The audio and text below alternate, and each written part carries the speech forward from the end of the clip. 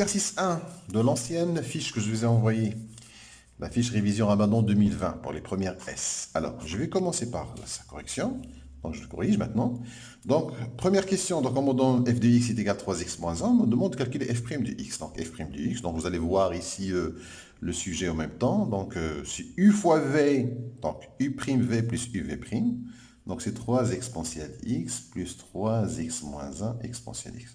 Je factorise par exponentielle x. Donc, 3 plus 3x moins 1, ça fait 3x plus 2.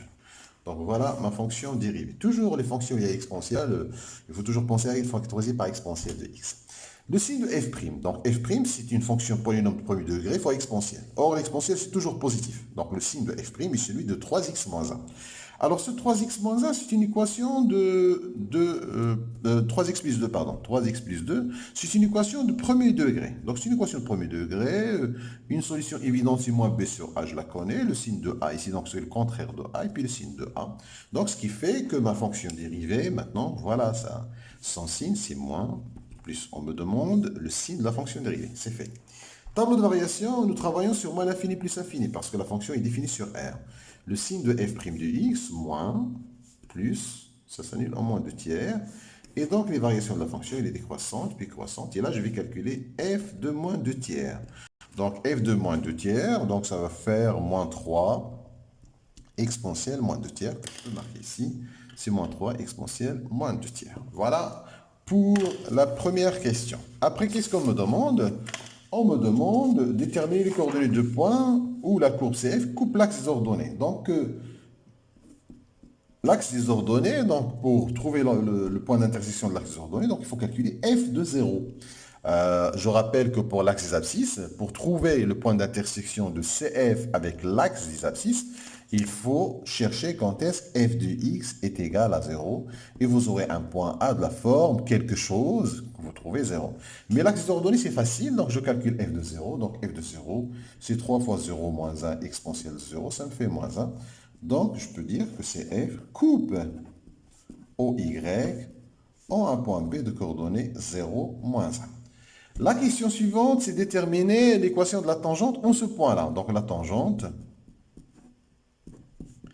en 0, donc si y est égal à f' de 0, facteur de x moins 0 plus f de 0. F de 0, il est égal à moins 1, je le calcule doucement, f' de 0, je vais la calculer aussi doucement, f' de 0, en remplaçant x par 0 ici, ça me fait 2. Donc, l'équation de la tangente, ça va être 2 facteur de x moins 1. Donc, si y est égal à 2x moins 1. Voilà donc pour la tangente en ce point. Et puis, on nous demande de tracer la courbe. Donc, ce que je vous conseille pour la courbe, donc vous faites entrer votre fonction dans votre calculatrice et vous allez avoir l'allure de la courbe. Et puis, vous la tracez. Donc, je vais tracer la calculatrice et j'ai pu avoir la courbe de la fonction. C'est comme ça. Donc, ça, c'est à partir de la calculatrice. C'est deux fonctions. La première, exponentielle x plus exponentielle moins x sur 2. Donc, ça, cet exercice-là, on vous donne deux courbes. Et bien, ces deux fonctions, ils ont un nom. La première, ça s'appelle le cosinus hyperbolique. Et la deuxième, ça s'appelle le sinus hyperbolique. Donc, première question, on me demande d'étudier la parité des fonctions. Donc, je vais calculer f de moins x. Alors, f de moins x, c'est exponentielle moins x plus exponentielle x sur 2. Quand je calcule f de moins x, en fait, je remplace x par moins x. Ben, je trouve la même chose, je trouve qu'il est égal à f de x, donc je conclus que donc f est pair. Donc c'est une fonction paire. Donc j'ai déjà trouvé le résultat. Alors g de moins x, maintenant je vais calculer, donc je vais remplacer x par moins x. Donc j'aurai exponentielle moins x, exponentielle x sur 2. Ah, je trouve l'opposé. Regardez, si je change, je mets un moins, donc j'aurai la même chose. Donc c'est égal à moins g de x. Donc, G est un pair. Donc, voilà. Donc, je rappelle une fonction paire. Donc, c'est une fonction telle que f de moins x est égal à f de x. Donc, c'est une fonction qui est paire. Une fonction impaire, il faut que f de moins x est égal à moins f de x. Ça s'appelle une fonction impaire. Bien sûr, la condition, c'est que si x appartient à df, il faut que moins x appartient à df. Donc, ça, c'est un rappel de seconde. Alors, la deuxième question, ça c'est la question 1a, étudier la parité. On représente ci-contre les courbes des fonctions f et g associées en justifiant chacune des fonctions à la courbe qui lui correspond. Alors, j'ai deux courbes. Cette courbe, elle est symétrique par rapport à l'axe des ordonnées. Donc, cette courbe-là, elle est paire. Donc, une fonction paire, sa courbe est symétrique par rapport à l'axe des ordonnées. Une fonction impaire, sa courbe elle est symétrique par rapport à l'origine. Donc, d'après l'étude qu'on a fait, f est pair. Donc, f c'est C2. Donc, C2, donc la question B, donc C2 est symétrique par rapport à OY. Donc, ce qui fait que C2, c'est égal à la courbe de f. Et C1, cette courbe C1 est symétrique par rapport à l'origine O. Donc, ce qui fait que C1, c'est la courbe de G. Donc, à partir de la parité, on a pu identifier chaque fonction. Mais on peut le faire autrement. Par exemple, je peux calculer f de 0. f de 0 ici, c'est 1. Et f de 0 ici, G de 0, c'est 0. Donc, je peux le faire. Mais on m'a demandé, j'ai utilisé la parité, mais je peux faire autrement. Alors, démontrer que pour tout x, f' de x est égal à g de x. Donc ça, c'est la question de A. Donc je vais calculer f' de x. Vous savez que quand je dérive, quand c'est divisé par 2, je ne touche pas à 2, hein, c'est divisé par 2. Vous vous souvenez que c'est très important. Par exemple, si j'ai u sur k', c'est u' sur k. Le nombre, ça ne change pas. Hein, ça n'a pas d'influence quand je dérive une fonction. S'il y a une constante, la constante, elle reste. Alors, je vais dériver ma fonction ici, donc ça me fait exponentielle x moins exponentielle moins x sur 2. Qu'est-ce que je trouve? Je trouve g de x. Et si je dérive g de x, donc c'est exponentielle x moins exponentielle moins x sur 2 que je dérive, donc je dérive ça et ça, mais le 2 je ne le touche pas, ça fait exponentielle x. La dérivée d'exponentielle moins x, c'est moins, donc ça va faire plus exponentielle moins x sur 2. Donc je trouve f de x. Donc la dérivée de f, c'est g, et la dérivée de g, c'est f.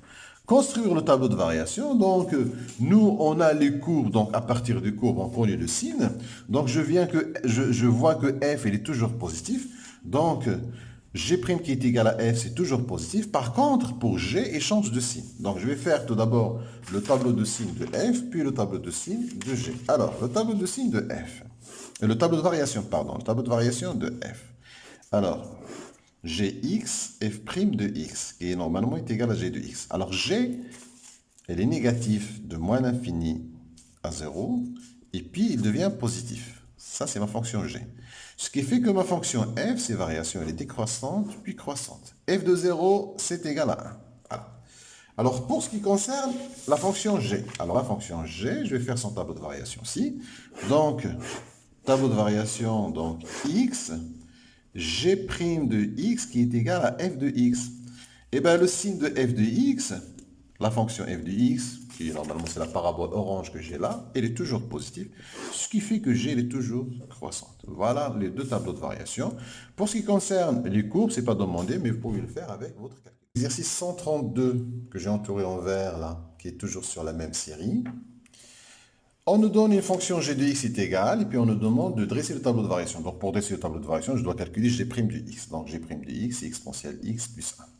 Ce exponentielle x plus 1, il est positif, car exponentielle x est positif. Cette fonction exponentielle, elle est facile. Hein. Donc je vais dresser mon tableau de variation de la fonction g. Donc x sur 0 plus infini. On me demande de travailler sur 0 plus infini. Donc g' de x est positif. Donc la fonction g, elle est croissante.